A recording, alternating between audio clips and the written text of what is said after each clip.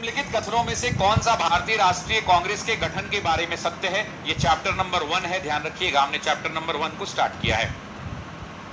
भारतीय राष्ट्रीय कांग्रेस का गठन दिसंबर 1885 में कलकत्ता में मोतीलाल नेहरू की अध्यक्षता में हुए एक राष्ट्रीय सम्मेलन में हुआ था। दूसरा है कि भारतीय राष्ट्रीय कांग्रेस के गठन के संबंध में सुरक्षा वाल्व का सिद्धांत विलियम वेडरबर्न के द्वारा लिखित एओ ह्यूम की जीवनी से प्रकट हुआ। तीसरा है एक प्रारंभिक निर्णय यह था कि अध्यक्ष उसी क्षेत्र से हो जहां वह अधिवेशन होने वाला है। और चौथा है कि डब्ल्यू.सी. बैनर्जी भारतीय राष्ट्रीय कांग्रेस के पहले अध्यक्ष थे। अब देखिए, चूंकि प्रश्नों की संख्या कम है, डिस्कशन पर रिले लेना है, तो मेरा मानना है कि अगर जरूरत पड़े तो हम लोग एक्स्ट्रा स्लाइड लेकर भी डिस्कशन शुरू कर सकते हैं। यस और नो? एक्स्ट्रा स्लाइड लेकर डिस्कशन करेंगे, साफ साफ लिखेंगे ताकि आपको रिवाइज हो जाए। सबसे पहले देख लेते हैं कि प्रश्न में क्या पूछ रहा है। प्रश्न में जो साथियों पूछ रहा है कि कौन सा सत्य है, तो आप जानते हैं कि भारतीय राष्ट्रीय कांग्रेस का गठन कलकत्ता अधिवेशन में नहीं हुआ था, यानी ये स्टेटमेंट गलत है। अभी मैं सारा डिटेल बताऊंगा। दूसरा है कि सुरक्षा वाल्व जो है विलियम वेडरबर्न के द्वारा लिखित एओ ह्यूम की जीवनी से प्रकट हुआ, बिल्कुल सही बात है। तीसरा एक प्रारंभिक निर्णय यह था कि अध्यक्ष उसी क्षेत्र का हो जहां वह अधिवेशन होने वाला है, ये भी गलत बात है। उसके अलावा अगर हम बात करें तो डब्ल्यू.सी. बैनर्जी पहले अध्यक्ष थे, ये सही बात है। तो प्रश्न का जो सही उत्तर चला जाएगा वो चला जाएगा 2 और 3। अब आते हैं इस प्रश्न के डिस्कशन में साथियों, आराम से डिस्कशन करेंगे, हड़बड़ाएंगे नहीं, ठीक है। सबसे पहले जब हम भारतीय राष्ट्रीय कांग्रेस की बात करते हैं तो एग्जाम में सबसे पहला आपको भी कमेंट करते चलना है। सबसे पहला प्रश्न पूछा जाएगा कि इसका पुराना नाम क्या था। तो साथियों आप जानते हैं कि इसका पुराना नाम भारतीय राष्ट्रीय संघ हुआ करता था। आपसे पूछेगा कि भारतीय राष्ट्रीय संघ जो ये नाम हुआ करता था, ये नाम कब दिया गया, इसका कब गठन हुआ? तो 1884 में गठन हुआ। कहां पर साथियों? तो आपको ही पता है कि मद्रास में बैठक हुई और इसका अध्यक्षता कौन किया था? तो एलन ऑक्टेवियन ह्यूम ने किया था। अब एओ ह्यूम की बात करते हैं तो आप जानते हैं साथियों कि एओ ह्यूम के बारे में जब हम बात करते हैं तो एओ ह्यूम कौन है? तो आपको पता है कि एओ ह्यूम रिटायर्ड सिविल सर्वेंट अधिकारी हैं। कौन है भाई? तो रिटायर्ड सिविल सर्वेंट यानी रिटायर्ड आईसीएस अधिकारी हुआ करते थे। इनके बारे में बता दें तो आप जानते हैं कि ये मूल रूप से कहां के हुआ करते थे। तो आपको ही पता है कि इनका जन्म जो है ब्रिटेन में नहीं हुआ था। ये कहां के रहने वाले थे, जरा बताइए कि ये किस देश के निवासी थे? जरा बताइए सभी लोग कमेंट बॉक्स में कि ये कहां के निवासी थे। दूसरा आपसे पूछा जाएगा कि इन्हें जो है ये कब आईसीएस को ज्वाइन किए थे। तो आप सभी जानते हैं कि इन्होंने 1849 के अंदर में आईसीएस को ज्वाइन किया था। ये बंगाल कैडर के अधिकारी हुआ करते थे।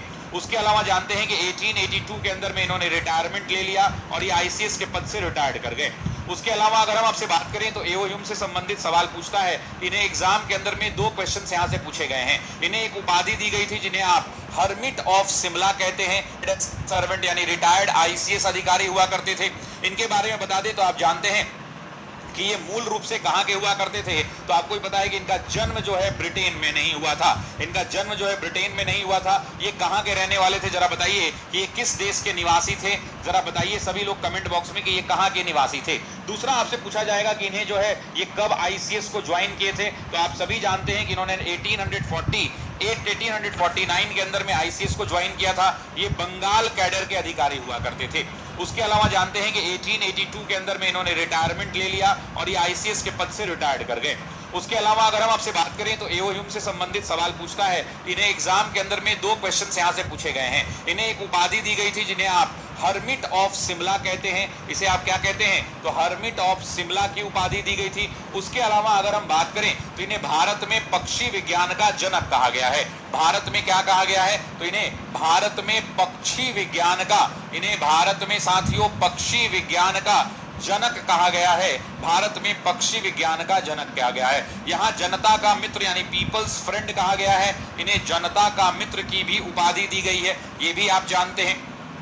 साथ ही साथ अगर हम एओ ह्यूम की बात करें तो इन्हें जानते हैं साथियों आपकी फादर ऑफ कांग्रेस डिक्लेयर किया गया। एग्जाम में आपसे पूछेगा कि फादर ऑफ कांग्रेस किस सेशन में कहा गया। तो आप जानते हैं कि 1911 के अधिवेशन में इन्हें फादर ऑफ कांग्रेस की उपाधि दी गई। उसके अलावा साथियों यहां से क्या और सवाल आएंगे? तो आप जानते हैं कि यहां से एक और सवाल पूछा जाएगा कि इन्हें जो है एलन ऑक्टेवियन ह्यूम ने क्या दिया। तो एलन ऑक्टेवियन ह्यूम ने थ्योरी ऑफ सेफ्टी वॉल्व दिया। कौन सा थ्योरी दिया साथियों? तो थ्योरी ऑफ सेफ्टी वॉल्व दिया था। Theory of safety valve Bharat के अंदर में अगर आप थ्योरी ऑफ सेफ्टी वर्ल्ड की बात करें तो इन्होंने एओ ह्यूम की जीवनी किसने लिखी थी? तो आप जानते हैं एग्जाम में पूछेगा कि एओ ह्यूम की जीवनी किसने लिखी थी, तो सभी लोग कमेंट करेंगे विलियम वेडरबर्न ने लिखा था। किसने लिखा था? विलियम वेडरबर्न ने साथियों क्या करा था? तो विलियम वेडरबर्न ने इसकी जीवनी लिखी थी। उसके अलावा एओ ह्यूम से संबंधित और भी सवाल आ सकते हैं। आपसे पूछा जाएगा कि भारतीय राष्ट्रीय कांग्रेस का प्रथम सचिव कौन बना था, या प्रथम महासचिव कौन बना था, या प्रथम महासचिव कौन बना था? तो यही बने थे जिनका नाम था एओ ह्यूम। उसके अलावा साथियों आपसे क्या पूछा जाएगा, कब से कब तक? तो ये 1885 से लेकर 1906 तक साथियों ये सचिव थे। 21 वर्ष की आयु तक साथियों ये लंबे अवधि तक क्या रहे थे? तो भारतीय राष्ट्रीय कांग्रेस के सचिव रहे थे। सब लोग रिवीजन करते चलिएगा, मैं पूरा का पूरा सिलेबस रिवाइज करवा दूंगा, ठीक है। अब ये तो एलन ऑक्टेवियन ह्यूम की बात आ गई। एलन ऑक्टेवियन ह्यूम ने जब ये मद्रास में बैठक हुई थी, उसने कहा था कि हम अगले वर्ष कहां मिलेंगे? तो अगले वर्ष पूना में मिलेंगे। और पूना में हम क्या करेंगे? तो आप समस्याएं को कलेक्ट करके लाइए, हम बैठक करेंगे।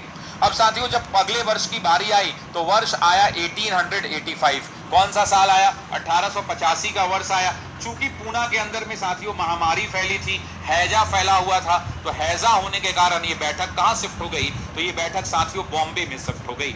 बॉम्बे में शिफ्ट कहां हुई? तो सभी लोग कमेंट करेंगे गोकुलदास तेजपाल, गोकुलदास तेजपाल संस्कृत विद्यालय में हुई। और जब ये गोकुलदास तेजपाल संस्कृत विद्यालय में ये बैठक शुरू हुई तो वैसी परिस्थिति के अंदर में इस बैठक के अंदर में साथियों आपको पता है इस बैठक की अध्यक्षता किसने की? तो इस बैठक में जो पहले अध्यक्ष बने वो डब्ल्यू.सी. बैनर्जी बने। कौन बने? वोमेश चंद्र बैनर्जी बने साथियों, और इन्होंने ही बैठक की शुरुआत करी थी। इस बात को ध्यान रखेंगे। एग्जाम में एक सवाल पूछता है कि कौन इस बैठक में शामिल नहीं हुआ था? सब लोग मेरे साथ रिपीट करते चलेंगे। एग्जाम में सवाल पूछता है कि कौन इस बैठक में शामिल नहीं हुआ था, तो आपका उत्तर आना चाहिए साथियों सुरेंद्रनाथ बैनर्जी। क्या नाम था साथियों? सुरेंद्रनाथ बैनर्जी जो है इस बैठक में शामिल नहीं हुए थे। क्यों नहीं शामिल हुए थे?